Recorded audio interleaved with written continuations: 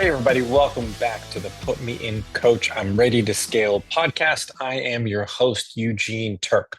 On this show, we cut through the noise to bring you practical ideas, real world experiences, and actionable insights from business coaches and growth minded leaders who are in the trenches every day. We aren't just talking about big ideas. We're talking about execution and hopefully helping you master leadership, alignment, accountability, and strategy to successfully scale your business. As a reminder, each and every episode is brought to you by Align, the strategic planning and execution software designed to keep your team focused on what matters most.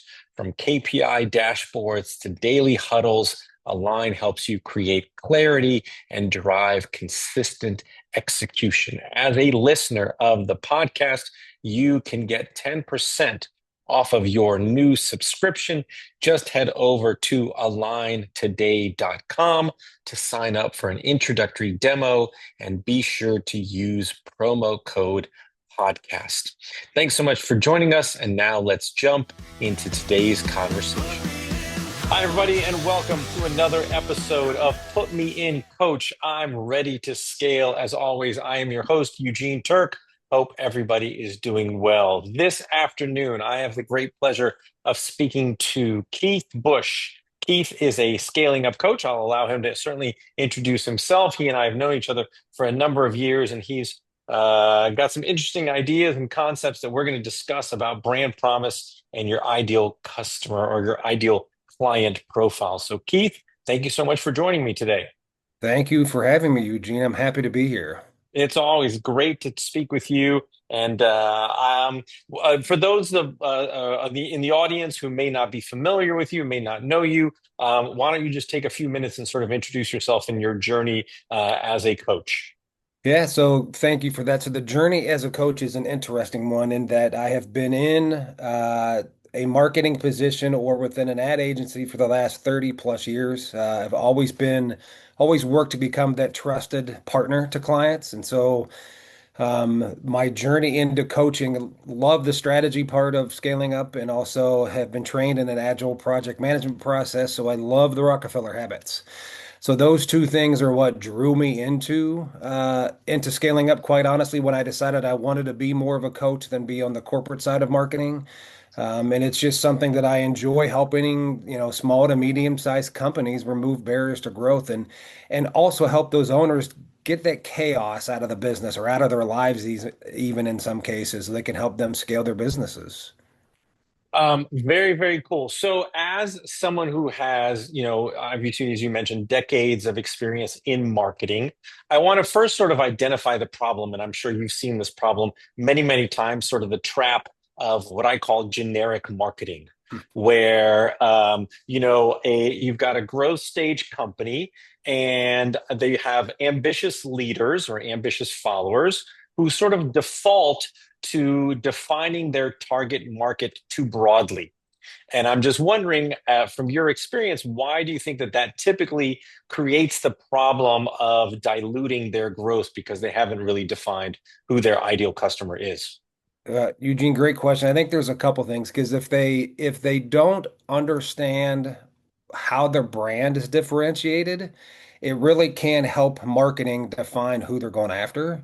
And so, if you think about just sort of casting a wide net, sometimes you're going to get not a lot in return versus having that idea of going after a single identified client or profile in that case, really helps you define who that person is, what they look like, what their psychographics are, what their age parameters are, what their business challenges are. It really helps you narrow into whom they are, and it helps you then also, if you have the right brand promise developed, truly deliver and help them with a business problem. So understanding who they are is so important because you can also then understand what problems you can help them solve.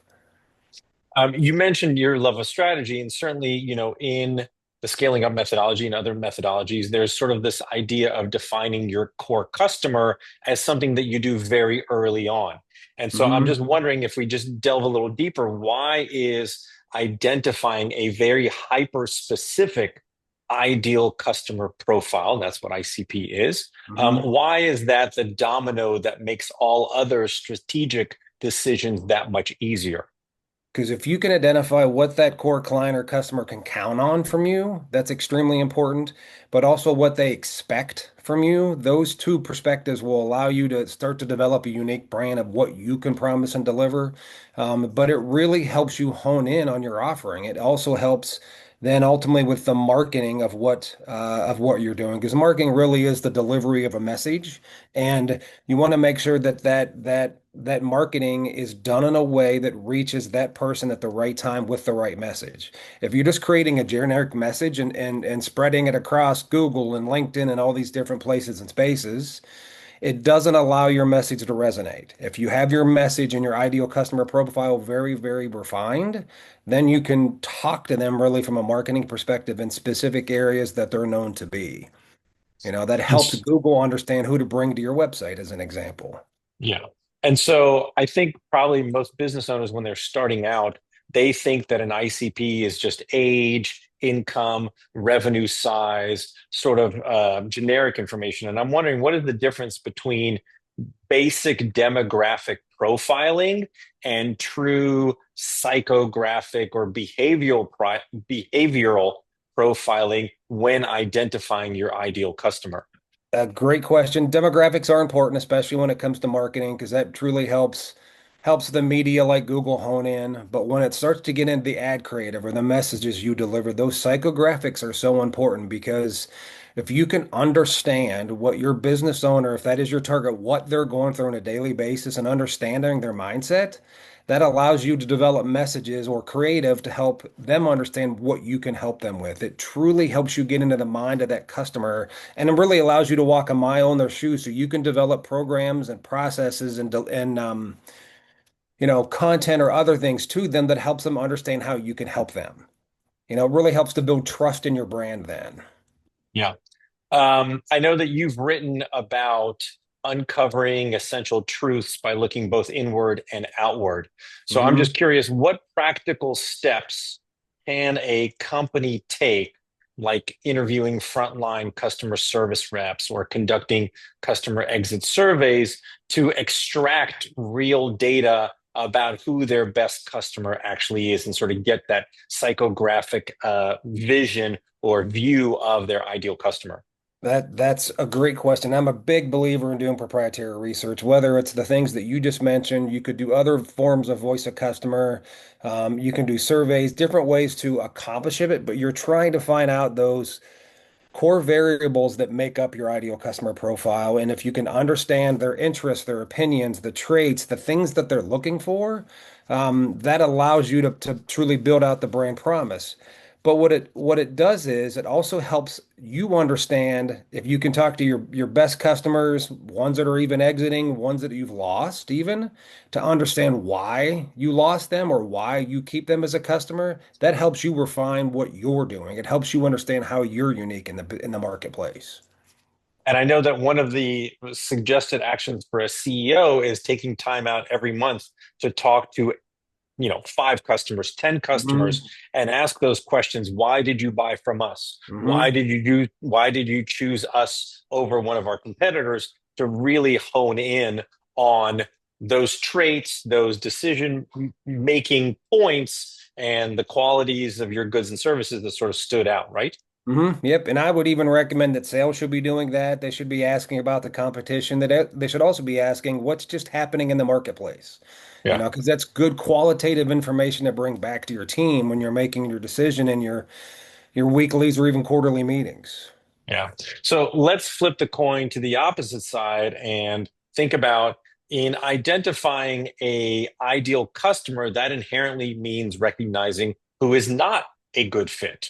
And so how do you coach a leadership team through that fear of saying no to a bad fit customer? And so a low margin customer who might consume 80% of your operational energy, and really be able to sort of hone in on the true value customers you want to have. Yeah, there's a couple exercises. The first is in an initial engagement is having them map out their customer base and giving them reasons why they're working with them, but also to your point, Eugene, understanding things like profitability. Sometimes if they match the values of the company that I'm work with, and they're not they're a good customer to work with, but they may not be the most profitable, they may keep working with them. So you have to look at multiple factors. If they match your values, profitability has to be a part of it. Um, but also too, when new people come in, they have to identify how these folks like to work. Because if a new client comes to you and expects everything yesterday, does that meet and match how you like to work as a company? And then also too, if they can't help you develop something further in your company, I would say I would take a caution. I would ask my client to be cautious with them because you want to make sure that your team gets a benefit out of it as well. And so there's just multiple things to look at. All right. So now let's think about a company who's successfully sort of formulated that ICP. How do we Mhm. bridge that to the brand promise? And so once a company has sort of crystal clarity on their ICP, how does that deep understanding directly inform the brand promise? What's the logical bridge between who they serve or who they want to serve and what they promise to provide? Yeah, it's a couple of different things that make that up because it is, as you know, a brand just isn't a logo, and that promise is truly the emotional connector to what the company delivers. And it does help build the identity of the company and quite honestly reinforce it. So if they can understand their perception from their customers' eyes, and really truly know how the customer sees you, it can start to flesh out who you really are, but also too the CEO of the company has to also decide who they want to be. So it's kind of it's a journey that almost there's two roads that ultimately have to cross at some point because you have to understand who you want to be and understand the hill you're going to climb to get there. But also to understand how you're seen in the marketplace. And that perception is so important because if you can connect them together and build that emotional connection that I was talking about earlier, it helps you establish trust and loyalty with your client or with your customer. And that is so important. Because then ultimately, too, when you understand the positioning of that business, that's where the brand promise comes out. Because if you can understand the perception, the position in your customer's mind, you can then ultimately build out that brand promise. One thing that I've talked to even Vern about because there's positioning and there's promise. Positioning is truly that emotional thing, that heartstring that you pull on when you're talking to a customer, right? That's the thing that they understand and that's what lives in their mind. The promise is starting to deliver on it. If you can get to the brand promise guarantee, like Vern says, that's gold.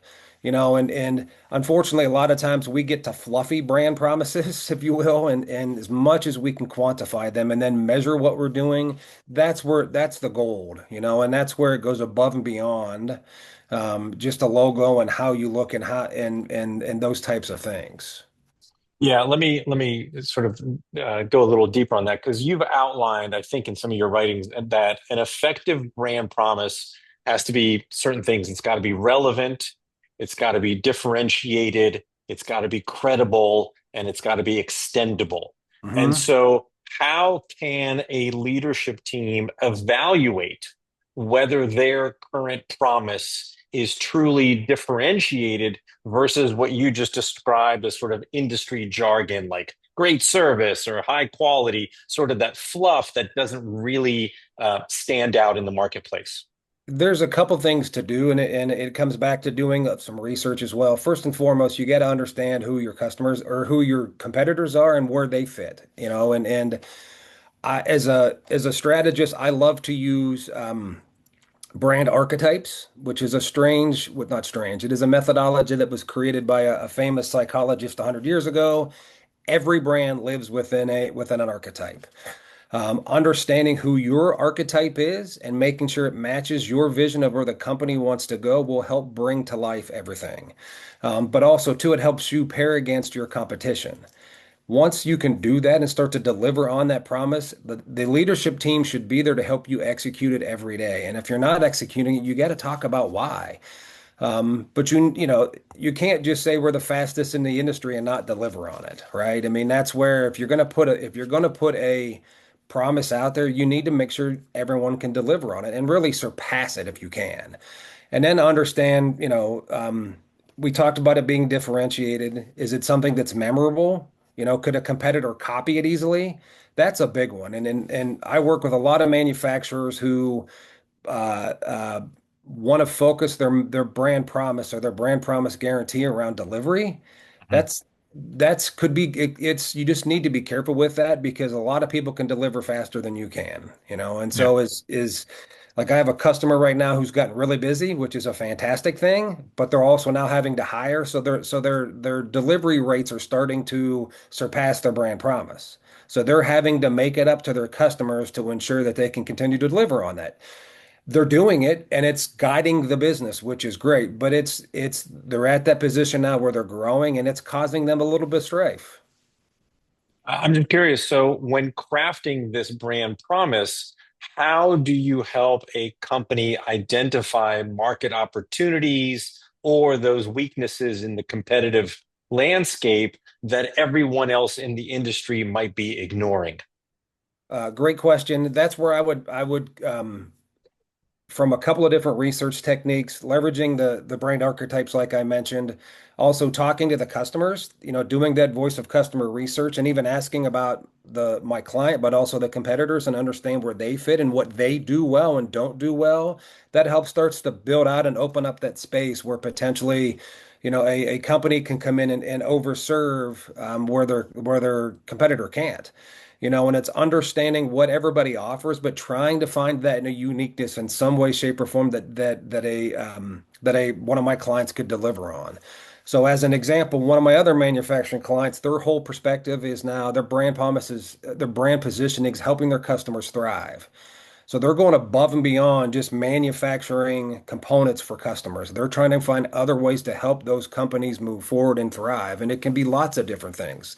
They do educational trainings to their engineers. So they're doing different things versus just producing a widget to help the company thrive. I'm just curious, can you give us an example of one of the archetypes that you're mentioning? I can. I'm gonna pull them up real quick because there's 12 of them. And Carl Jung or Young, however you pronounce it, developed them, and I'll share some of the um, consumer ones because they're the ones that are the most well known. And if you think of things like Nike or you think of things like Disney, they all have them. And um, Disney's is the magician, as an example, which makes I see. perfect sense because they're trying to make everybody happy, right? I mean, that's what their purpose is as a company. But they're everything from the creator, which is Apple, to give you an example. And if you think Okay. about what Apple does as a company, it's not just about making computers. They take it a step further and really challenge the status quo.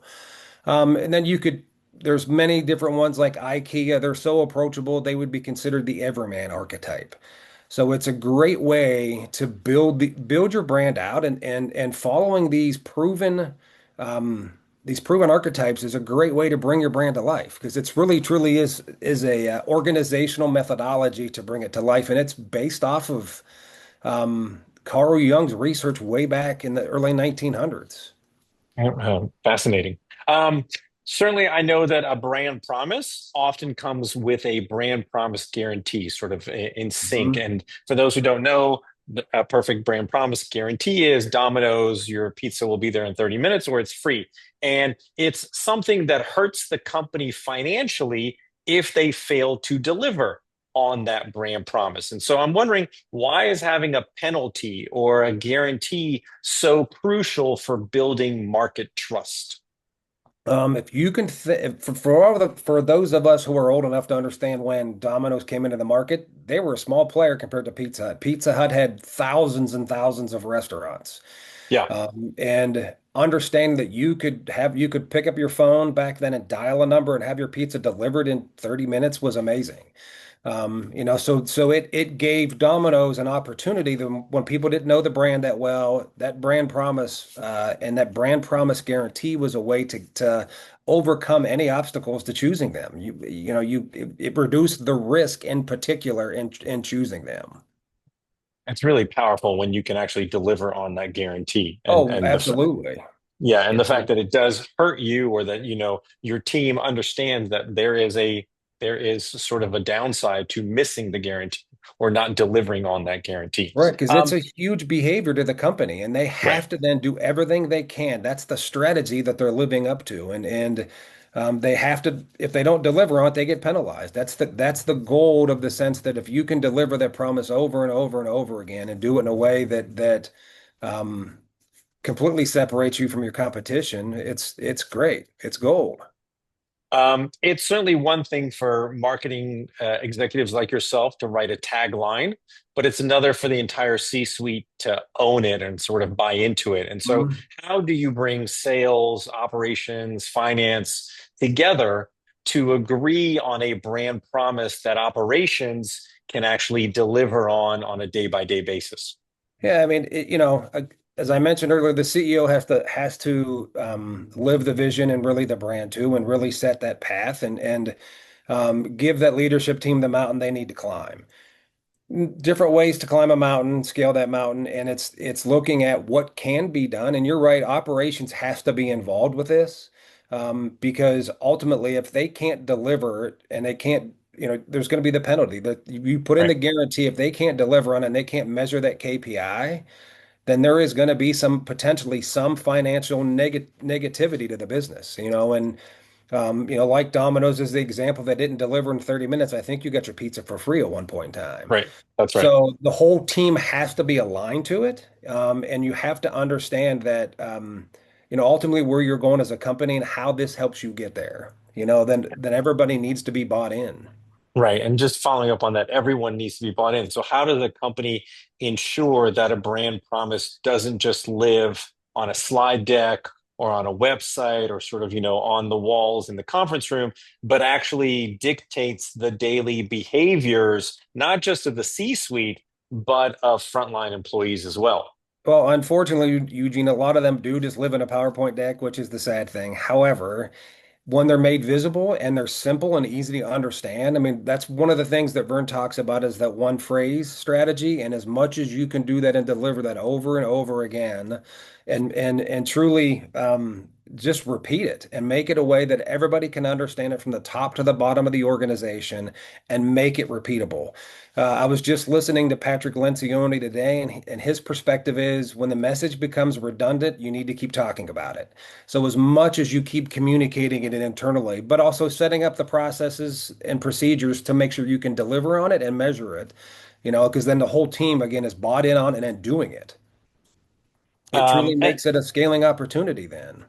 Yeah, and then I guess just to wrap up is the question about sort of protecting the promise as you are going through scale and rapid growth. I mean, as a company scales 2x, 5x, I think you even talked about one of your clients where the operational strain can actually threaten quality. And Mhm. so, what systems or feedback loops should leaders put in place to ensure that they don't break their brand promise as their volume increases, like you just described with that client that's sort of experiencing that right now?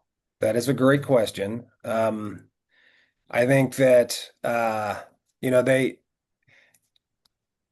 all situations change, even using the Domino's example a little too much. They had to adapt to what they're doing because their brand promise obviously has changed. So I think you got to have make sure you have. I mean, you need to be meeting regularly as a company and as a leadership team and understand what challenges are there. But also too, making sure you have the right KPIs in place. You're measuring the right things along the way and understanding just where the market is headed because it can change, and you never know. Like there could be other things that come up that you could take advantage of a competitor failing, right? I mean, so it really depends on just what's out there. There are market influences you just have to watch, and somebody within a strategy position within an organization needs to monitor that. Yeah. Fascinating stuff. I've certainly, developing even within a line, we've developed a brand promise. It was not an easy exercise, but it was something that we went through.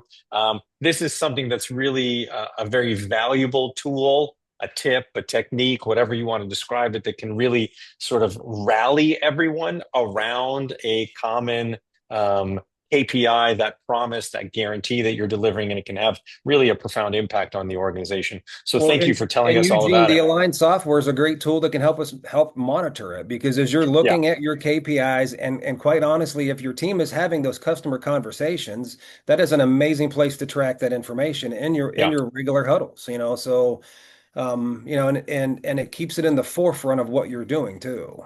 Yeah, and certainly encouraging each and every CEO to have those conversations Hmm. personally with those clients. Don't just leave it up to the sales team or the customer success Right. team.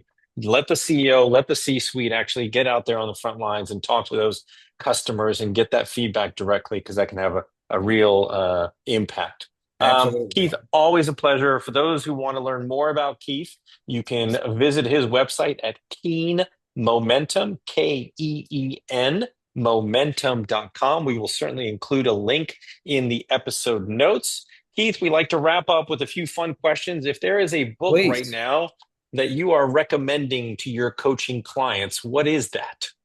Well, it's funny. I just dusted off Patrick Lencioni's The Advantage Okay. because I'm having a prospect conversation about that book in particular. And I'm a big believer in organizational health. And I think if you can create an organization that's healthy, it can help really trump a lot of things in business and really propel an organization to scale.